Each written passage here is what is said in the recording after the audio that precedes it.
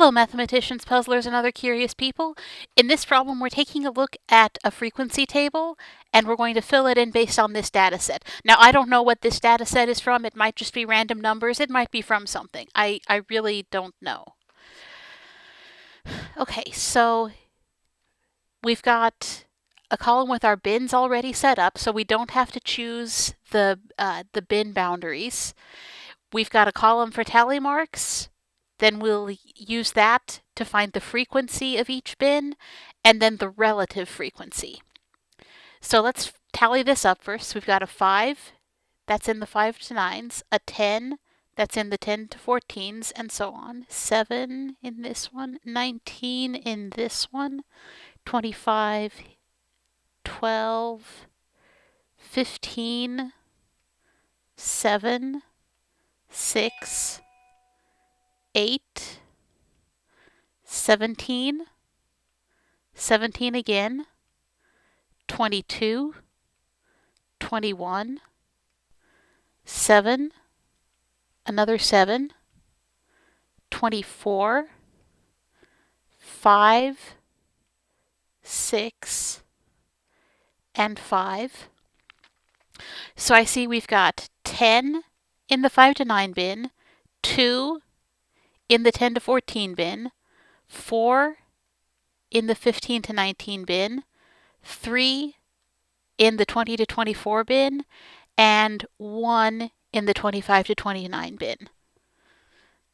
Now, relative frequency is always going to be found using the formula F over N, where F is from the frequency column and N is the total sample size. So there are 2 ways we can find that out, and it's a good idea to do both because that helps check your work. So one way is to take the sum of the frequencies. So let's see, we've got 10 and 2 makes 12. Let's see, 12 and 4 makes 16. 16 and 3 is 19. 19 and 1 is 20. Another way we could have done that is we could have said, okay, 1, 2, 3, 4 together is 10. 10 and 10 makes 20. Either way, you could also grab a calculator instead of doing mental math. Now, the other way we can find out the total sample size is to just simply count it up. So let's see, 1, 2, 3, 4, 5, 6, 7, 8, 9, 10.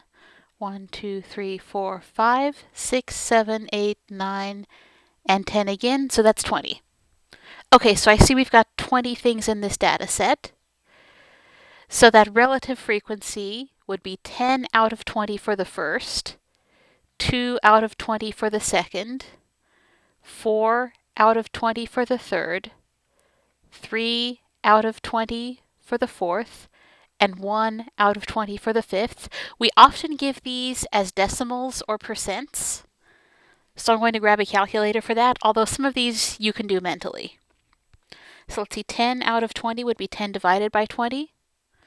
So that's the same as 0.5, which would be, if we move that decimal point 2 places, another way to do that is hit times 100 on your calculator, would be 50%. So when we say relative, that's always going to be comparing with something, in this case the part out of the whole. So that's why we end up with a percent as a usual thing that happens when we're talking about relative frequency or relative change or any other relative thing we're talking about. But relative frequency is going to be a part out of whole type relationship, where the whole is the entire data set and the part is the current bin. So then 2 divided by 20. I messed up putting that in my calculator because it's giving me 40 and it should be a decimal. Let's see, 2 divided by 20, there we go, is 0.1, which is 10%. 4 out of 20 is 0.2, which is 20%. 3 out of 20 would be 0.15, which would be 15%. And then 1 out of 20 is 0.05, which would be 5%. A good way to check this is to add these all up. So let's see, 50 and 10 and 20 and 15 and 5 make 100, and we're in percents, or you can add the decimals up. So 0.5 and 0.1 and 0.2 and 0.15 and 0.05 give us a sum of 1.0. So we've got the same value either way, just depending on if we write it as a decimal or a percent. Now, as a bonus, I want to show you how we could expand this frequency table to include 2 more columns: cumulative frequency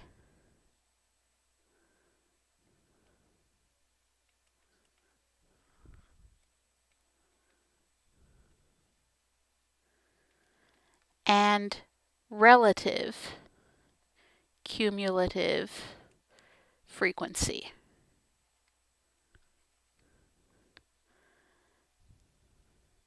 So the cumulative frequency in the first line is the same as the frequency. But in the second line, it accumulates with whatever was there before. So we take the 10 we already had and add on the new 2. So that gives us a 12. And these lines are a little different size, aren't they?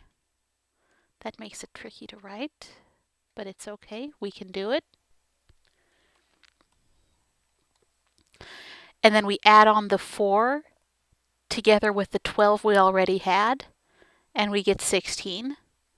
We add on the 3 to the 16 there already was and get 19. Add on the 1 to the 19 there already was, and we get 20. It is not a coincidence, it is an expected thing that you should get your sample size as your last cumulative frequency.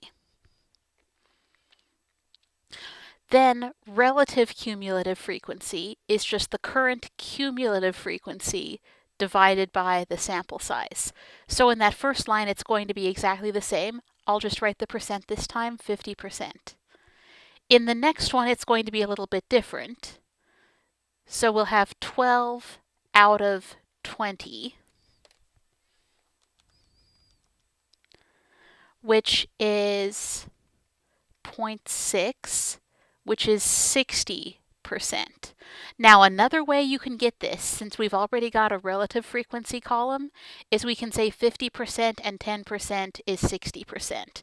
And I'm going to continue that way for the rest of it, just because I'm lazy like a mathematician, and we've already got those percents. So let's see, 60% adding on 20%, 60 and 20 would be 80. 80 and 15 would be 95.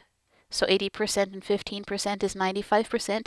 95% and another 5% is 100%. This is also not a coincidence. Your last one should always come up to 100%, because in both cases, your last line is the total of everything. If you're getting like 99%, then maybe it's just a rounding error. And so it would be a good idea to make sure that you're using your whole cumulative frequencies instead of just adding up the relative frequencies. If you get something weird like 73% for that last line there, it probably means you left something out.